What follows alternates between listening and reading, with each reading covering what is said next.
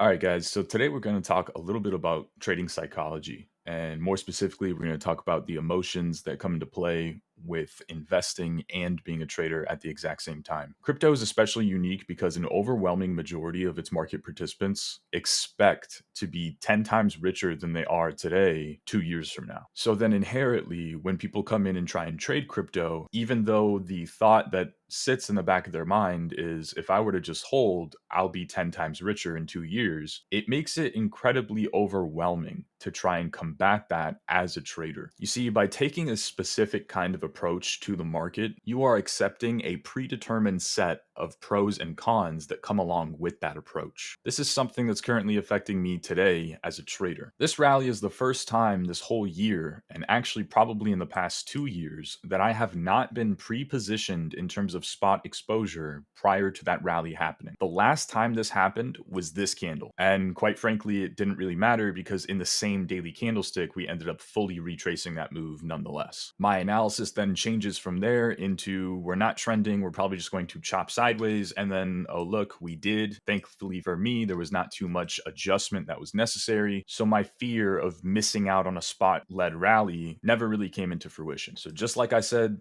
that time, the same applies here, where I was pretty much unable to grab any kind of spot exposure to Bitcoin. And I'm not going to sit here and bullshit you and pretend like I'm Buddha himself. I'm not an absolute monk with an otherworldly emotional discipline. That FOMO does absolutely kick in. This is exactly why I find the balance between being an investor and being a trader, especially in crypto. I know damn well that I have an emotional attachment to BTC. So in order to account for that, I've already pre-positioned and I have spot exposure in a ledger just sitting there. So much so to where if the entire premise as to why I'm here in this industry in the first place plays out, a bull market euphoria where things go exponentially higher than current prices, I'm not the trader who's been able to somehow miss out during that entire kind of rally or potentially even lose money along the way. Granted, that does also mean that for all of 2022, I was eating that drawdown. I never took any profit from a ledger. That's investment exposure. That's an account that I've been dollar cost averaging into personally from 2017 all the way into probably the first quarter of 2022. But that is the set of cons that I decided to take on when I implemented that kind of approach to the market in the first place. Ironically, somehow,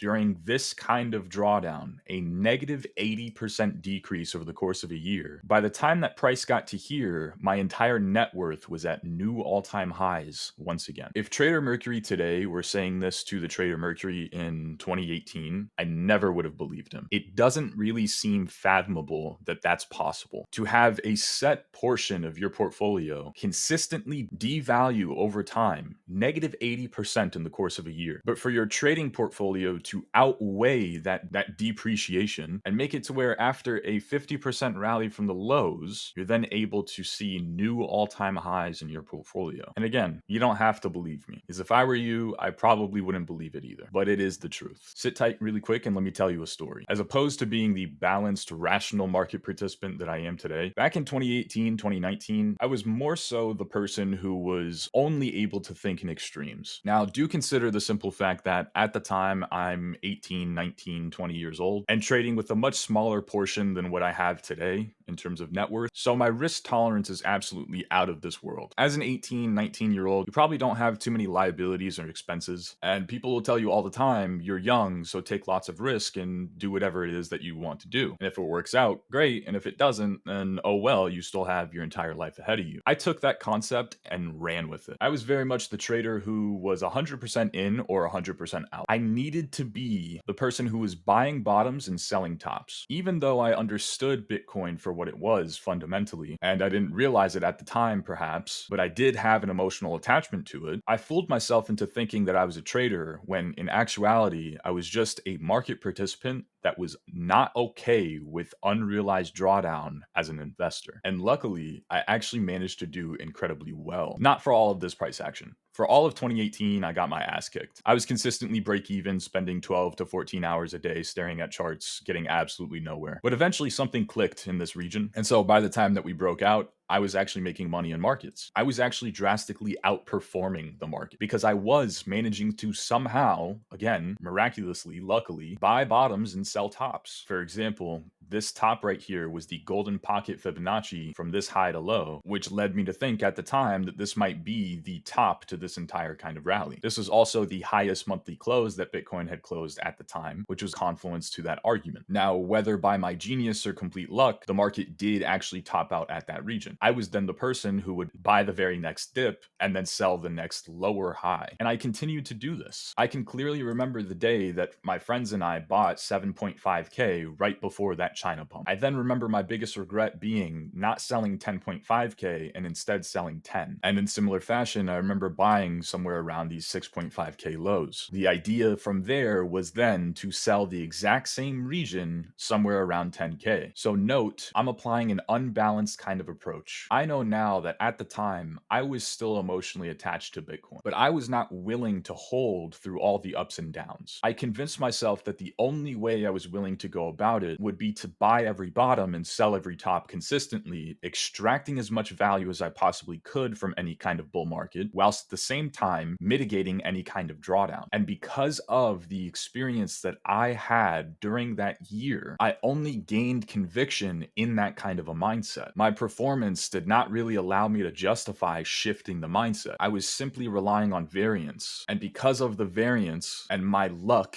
in calling bottoms and tops, I had convinced myself that this was a sustainable way for me to continue approaching the market thereafter. So after selling somewhere around 10K again and my ego inflating even further, the next step thereafter was to buy somewhere around 8.5K. The entire premise of which being we were going to bottom at that region prior to a bull market rally where we go on and create new highs and start targeting these Fibonacci extensions. And clearly that's not what happened. So instead, as price action had finally created unrealized drawdown, something that I had not been accustomed to throughout the past year, I was left paralyzed. As a trader, I didn't have the ability to accept the loss, but as an investor, I didn't have the ability to sell my Bitcoin and detach from my thoughts. The entire point of me taking on this kind of approach was because I didn't have the guts and the courage to see drawdown. Yet at the same time, I needed to catch every single green candlestick on Bitcoin. This created a torturous state of limbo where every time the market would go up and I was not in a position, I was living in a state of crippling anxiety, with my biggest fear being the market going up without me. And then inversely, every time I was in a position, I would live in crippling fear and anxiety that the market would go down as I'm positioned in it. Well, when the market finally did that, I didn't really know what to do because I wasn't a trader. I just had convinced myself that I was. And so clearly, this was a humbling moment for me. Perhaps I'll go into detail about that story another time, but for now, let's just continue with this point. Really quick, before we get back to the video, I do just want to say that I am doing an iPhone 15 giveaway through Bybit. So for anyone who's using my Bybit referral link and has money deposited and is trading on that account, all you have to do is fill out this form, submit your Bybit user ID and the email address attached to your trading account. Additionally, by trading on either my Bybit referral link or my Femex referral link, that will gain you access to a private Discord group of about 150 people who are all level-headed, like-minded market participants, where we bounce trade ideas off of each other. In addition, we also do live streams 3 times a week in that Discord channel. So if you're interested in being a part of that group and getting to interact with me more personally, you can sign up through either my Bybit or Femex referral links. And again, if you do sign up with the Bybit referral link, make sure you fill out this form so that you can be eligible for the giveaway. If you already have a Bybit account, but you're not under my link, you can also submit this form and it'll automatically transfer you to be under my link, in which case you'll still be eligible for the private group. That's all. Now let's get back to the video. So piggybacking off of everything that we just said, there's a couple things that I want to say pertaining to today's price action. First of all, let's start with the simple fact that it took fake spot ETF approval news for people to realize that they may be underexposed to Bitcoin on a long time frame. I truly want you to understand the reason as to why I was able to refrain from FOMOing in somewhere around this top. I've already been aware of this prior to a fake spot ETF approval. approval. So when that approval comes, be it fake or not, which by the way, I don't think it takes a genius to understand that there's a very high chance that a spot ETF gets approved sometime in the next few months or so. So it's not really like you didn't expect this to be the case. It's just that you didn't want it to be now based on the way that you were positioned pertaining to the market. Second, I want to also acknowledge, regardless of what price action we're trading at,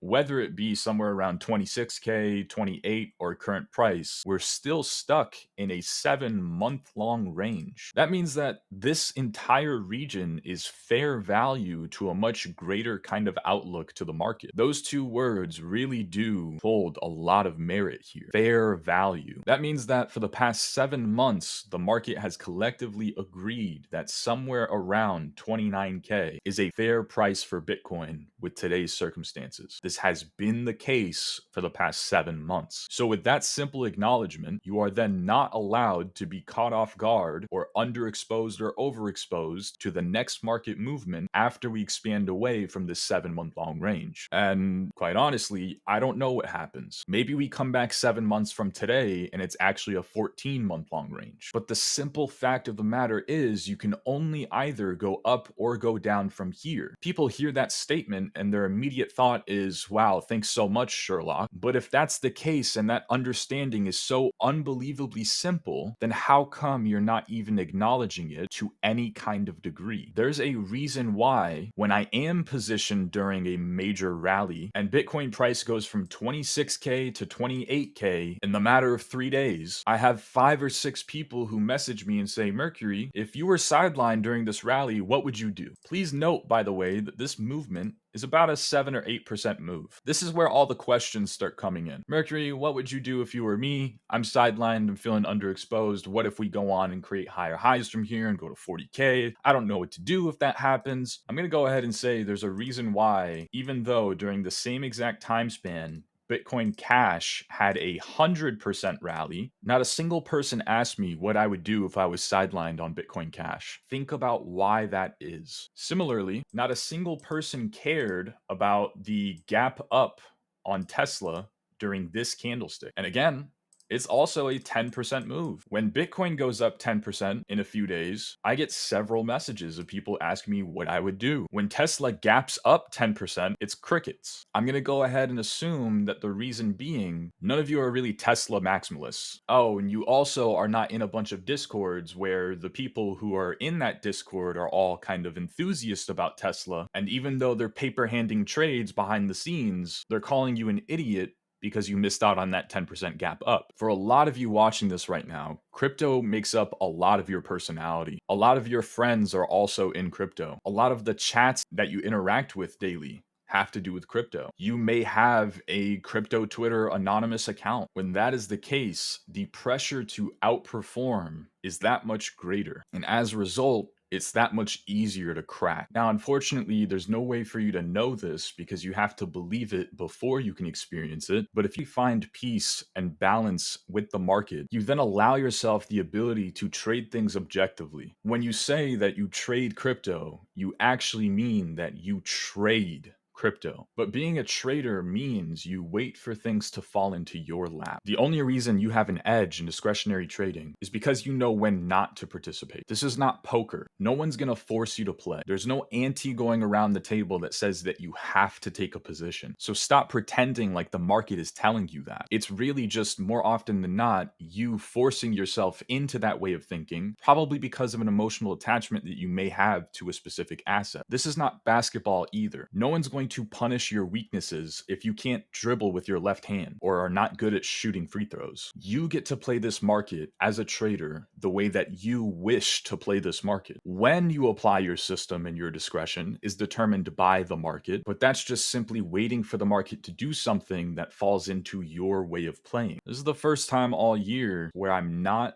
spot exposed prior to this market movement towards the upside on Bitcoin. My biggest regret today is that I have not made as much money as I could have. Guys, I want you to understand this is always a regret that goes through my mind. Even if I caught that rally and I bought the exact Pico bottom, my regret thereafter would be that I didn't take that position on leverage with additional exposure. If you're going to sit here and pout about regrets and missed out market movements, there's always something to pout about. It's much more difficult to be at peace with the market and truly be able to say from a deep sense of understanding that you have found solace in whatever the market does, because at the end of the day, you're playing into a belief that you have as an investor and you're setting yourself up for the best potential success as a trader. It's tough to start putting that into practice because you have to believe it before you can experience it. But the reality of the situation is when you start applying that kind of a balanced approach to the market, you actually outperform your previous self. So in conclusion, find the balance between being a trader and investor. Once you start to mix the two and you are unable to define which you are at any given time, you quickly start to fall into a downward spiral. So I hope the message in this video found you well. I hope you enjoyed. If you like my content and you want to see more, make sure you subscribe, like, comment on the video, and